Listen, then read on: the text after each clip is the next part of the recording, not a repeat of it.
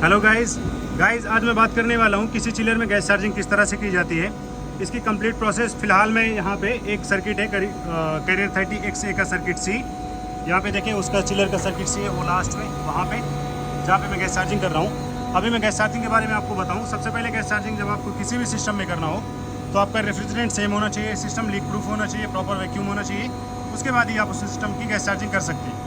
और उसके बाद आपको कुछ चीज़ें ध्यान देनी है, जैसे कि उसमें कितने किलोग्राम उस सिस्टम में गैस आनी है, जिसके लिए आपको वेट स्केल यूज़ करना पड़ सकता है, जिसे मेयो स्केल भी कहते हैं। या फिर अगर आपके पास छोटे सिलेंडर्स हैं तो आपको उसकी क्वांटिटी पता होनी चाहिए कि एक सिलेंडर में कितनी गैस आ रही है और कितनी इसके अंदर है।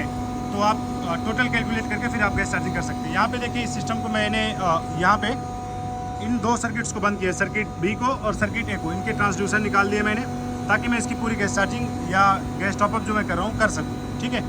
अब कभी भी सिस्टम को जब आपको गैस चार्जिंग करनी होती है तो आपको ध्यान क्या देना है, पहला सिस्टम आपका लीक प्रूफ, दूसरा वैक्यूम होना चाहिए, तीसरा गैस की क्वांटिटी आपके पास होना चाहिए।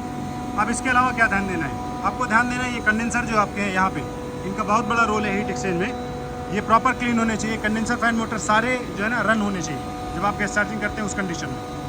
कहीं कहीं पे फैन साइकिलिंग है, डिस्चार्ज के ऊपर कंडेंसर फैन मोटर रन करते हैं, तो आपको ये ध्यान देना है कि इनिशियल जो आपके स्टार्ट होते हैं चिलर, उस टाइम पे आपके कंडेंसर फैन मोटर प्रॉपर काम कर रहे हैं, आपका कंडेंसर प्रॉपर क्लीन होना चाहिए। आगे चलते हैं। जब आप गैस चार्जिंग करेंगे तो गैस चार्जिंग में क्या करना है आपको, जब कंप्लीट गैस चार्जिंग करेंगे सिस्टम में जीरो से, मतलब आपका प्रेशर है ही नहीं उसके अंदर, लीक टेस्टिंग आपने ले ली, आपका सिस्टम लीक प्रूफ है, आपने प्रॉपर वैक्यूम कर लिया, सारी चीज़ें सही हैं। फिर आपको क्या करना है, आपको करना ये है कि आपको लिक्विड लाइन से आपका जितना प्रेशर है, मतलब आपका जितना गैस है रेफ्रिजरेंट है, उसमें से 90% प्रेशर आपको लिक्विड लाइन की तरफ से सिस्टम में डाल देना है, जो कि कंडेंसर की तरफ चला जाता है। यहाँ पे देखिए इसकी लिक्विड लाइन है, वहाँ पे भी है, लेकिन वहाँ पे थोड़ा सा साउंड आ रहा है, कंप्रेसर रनिंग है, इसलिए मैं वहाँ से नहीं बना रहा हूँ, यहाँ से दिखा रहा हूँ। ठीक है। तो यहाँ से आपको लिक्विड लाइन से, यहाँ से लिक्विड लाइन से आपको पूरा प्रेशर डाल लेना है, मतलब वैक्यूम होने के बाद आप सिस्टम में गैस डालें, ये सारा आपका शिफ्ट हो जाएगा कंडेंसर की तरफ।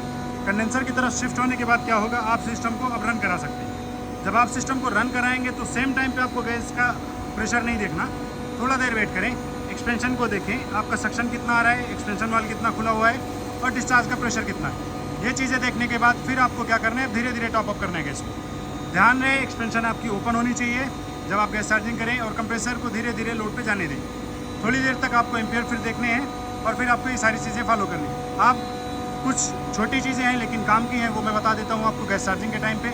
आपका जो सिलेंडर है यहाँ पे देखें वो रखा हुआ है, वहाँ पे आपको इस सिलेंडर को जो है ना हमेशा नॉर्मल टेम्परेचर पे ही जो है ना गैस को चार्ज करना है, वरना अगर आप इस तरह का सिलेंडर यूज़ करते हैं हाई एम्बिएंट पे चार्ज करेंगे तो आपका हेड प्रेशर बढ़ सकता है। हेड प्रेशर बढ़ने की वजह से क्या होगा, आपका सिलेंडर फट सकता है। तो अपनी सेफ्टी के लिए हाई एम्बिएंट पे कभी भी गैस चार्जिंग ना करें, और ये सही भी नहीं है। ठीक है। हाई एम्बिएंट पे गैस चार्जिंग नहीं करनी। और दूसरा, आप जब कभी भी सिलेंडर को गैस चार्जिंग इन सब सिलेंडर से करते हैं तो क्वांटिटी के बेसिस पे करें। अब आपको क्या करना है, यहाँ पे देखिए जैसे कि मैं टॉपअप कर रहा हूँ गैस चार्जिंग का, मैंने बता दिया कि लिक्विड लाइन से आपको 90% तक सिस्टम में गैस को फिल कर लेना है, फिर आपको सिस्टम को रन कराना है।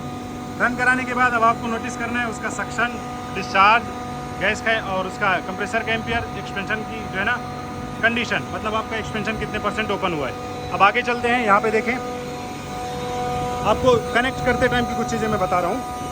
यहाँ पे देखिए जब आप इस सिलेंडर को कनेक्ट करते हैं तो आपको करना क्या है, इस सिलेंडर को कनेक्ट करने से पहले चार्जिंग लाइन को इससे थोड़ी सी एयर पर्च कर लेनी है, ताकि इसके अंदर अगर इसकी वाल के ऊपर कोई भी ऐसा रस्ट पार्टिकल हो या कुछ भी, तो उसके बाहर चला जाए, आपकी चार्जिंग लाइन से होते हुए सिस्टम में न जाए। आपके गेज को भी आपको फ्लश करना है, गेज को आपको पर्च कर लेना है या फ्लश कर लेना है थोड़ा सा। उससे क्या फ़ायदा होगा आपको, क्योंकि आप टेक्नीशियन हैं तो आप कई सारे सिस्टम्स पे काम करते हैं, कहीं पे R134A है, कहीं पे 410 है, कहीं पे 22 है, कहीं पे 32 है, तो उससे आपका जो उसके अंदर कभी कभी ऑयल भी होता है, तो आपका ऑयल आपके सिस्टम में जाके आपकी केमिकल प्रॉपर्टीज़ को जो है ना नुकसान ना पहुंचाए, या उसके साथ जो है ना छेड़छाड़ ना हो, या उसके अंदर प्रॉब्लम ना बने, या मॉइस्चर वगैरह क्रिएट ना हो। अगर आपका पानी भी कभी कभी चार्जिंग लाइन में अगर है, मतलब कुछ भी ऐसा, तो वो आपके सिस्टम के अंदर ना जाए, इवन की डस्ट वगैरह या रस्ट वगैरह भी ना जाए। फिर आपको क्या करना है, जब ये सारा आप पर्च कर लेंगे, पर्च करने के बाद आपको यहाँ पे इसमें देखिए इस सिस्टम में आपको ये यूनियन के साथ इसको कनेक्ट करना है, फिर ये वॉल खोल देनी है यहाँ पे। ठीक है। वॉल खोलने के बाद अब आपको सिस्टम में धीरे धीरे जो है ना यहाँ से गैस थोड़ी सी पर्च करने के बाद अब आप इसमें गैस चार्ज करें। यहाँ पे देखें ये सारा मैं ओके कर चुका हूँ, और यहाँ से मैं इसको थोड़ी सी गैस खोलूँगा। अभी मैं क्या कर रहा हूँ, इसमें मैं लिक्विड चार्ज कर रहा हूँ। लिक्विड कैसे, इसके सिलेंडर अभी ये फुल है तो उल्टा करने की ज़रूरत नहीं है, इसको मैं लिटा दूँगा तो इसका लिक्विड ऊपर की तरफ आ जाएगा। ठीक है। यहाँ से थोड़ा सा मुझे यहाँ, ये देखिए मैंने लिटा दिया है। अब मैं यहाँ से देखें लिक्विड को आपको देखना है, ये देखिए लिक्विड मैं दिखाता हूँ आपको। यहाँ से लिक्विड को थोड़ा सा खोलना है, ये देखिए खोला, ये लिक्विड जा रहा है इसके अंदर। यहाँ पे देखें ये लिक्विड जा रहा है। लिक्विड आपको कभी भी एक बार में, किसी भी सिस्टम में एक बार में लिक्विड चार्ज ना करें, और अगर आप चार्ज कर देते हैं तो इसके रिस्पॉन्सिबल आप होंगे, क्योंकि कंप्रेसर आपका ग्राउंड हो जाएगा, कंप्रेसर जल जाएगा, क्योंकि लिक्विड का टेम्परेचर बहुत डाउन होता है। यहाँ पे मैं थोड़ा थोड़ा इसलिए चार्ज कर रहा हूँ, इसके अंदर ऑलरेडी वेपर है, तो वेपर क्या करेगा, वेपर के साथ ये मिक्स करके अपने टेम्परेचर को मेंटेन कर लेगा, वेपर में खुद भी कन्वर्ट हो जाएगा। और अगर कंप्लीटली नहीं भी होता तो बहुत थोड़ा सा मॉलिक्यूल बचेगा, लेकिन वो मैटर नहीं करता, ठीक है।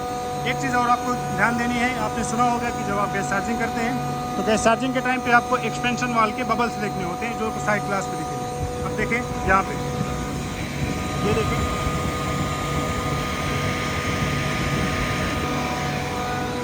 ये इसका मेन एक्सपेंशन वाल है, जहाँ पे आपको मैंने बबल्स दिखाए अभी एक्सपेंशन वाल पे। तो इसमें मैं थोड़ी सी गैस और टॉपअप करूँगा, जब इसका प्रेशर 30 to 35 के बीच में मेंटेन कर लूँगा, उस कंडीशन में फिर मैं इसको डिस्कनेक्ट कर दूँगा। तो गाइज़ ये वीडियो थी कि किस तरह से किसी सिस्टम में, या कोई भी सिस्टम हो आपका, छोटा बड़ा, चिलर पैकेज, VRV VRF, कोई भी पैकेज वगैरह कोई भी हो, इवन की स्प्लिट वगैरह भी है, तो आपको यही प्रोसीजर फॉलो करने हैं। विंडो में ऑप्शन नहीं होता, आपके पास एक ही पॉइंट होता है, तो वहाँ से आपको चार्ज करना पड़ेगा वेपर आपकी, क्योंकि मजबूरी है। तो गाइज़ ये वीडियो थी कि किस तरह से आपको कम्प्लीटली गैस चार्जिंग करनी है, और ये प्रोसेस आपको फॉलो करनी है। ये आपके लिए मैंने छोटी चीज़ें, कुछ चीज़ें बताई हैं बीच में एडिशनल, ये आपको इसलिए फॉलो करनी है क्योंकि आपके सिस्टम में प्रॉब्लम ना करें। एक चीज़ मैंने और ध्यान नहीं दिया, जब आप कभी भी सिस्टम में, अगर सिस्टम आपका एक बार से ज़्यादा या कभी लीक हुआ है या ज़्यादा दिन हो गए हैं, तो आप गैस चार्जिंग करने से पहले उसका कोर फिल्टर चेंज कर लें, या जो ड्रायर फिल्टर होता है उसको रिप्लेस कर लें। इसका बेनिफिट ये होगा कि इसके अंदर अगर कोई पार्टिकल है, या अगर ये बहुत दिन हो गए, तो इसके अंदर क्या होता है, धीरे धीरे मॉइस्चर को एब्जॉर्ब कर करके, क्योंकि ये सिलिका जेल का बना होता है, इसका काम होता है मॉइस्चर वगैरह को एब्जॉर्ब करना, तो एब्जॉर्ब कर करके ये ब्लॉक हो जाता है। तो उस कंडीशन में भी आप इसको चेंज करें। और इसके अंदर एक स्ट्रेनर होती है जिसे हम जाली बोलते हैं, ठीक है, जो गैस को फिल्टर करता है या स्ट्रेन करता है, तो उसको क्लीन कर लेंगे तो आपकी परफॉर्मेंस और अच्छी हो सकती है। तो गाइज़ ये वीडियो थी कि किस तरह से किसी सिस्टम में गैस चार्जिंग किया जाता है, और गैस चार्जिंग का कंप्लीट प्रोसेस क्या है। कभी भी आपसे इंटरव्यू में पूछा जा सकता है, और ये आपके काम के लिए भी बहुत ज़रूरी थी। तो गाइज़ अगर अभी तक आपने मेरे चैनल को सब्सक्राइब नहीं किए तो काइंडली इसको सब्सक्राइब करें, अपने दोस्तों के साथ शेयर करें, और मैं फ्यूचर में भी इस तरह की वीडियोज़ बनाता रहूँगा। Thanks for watching.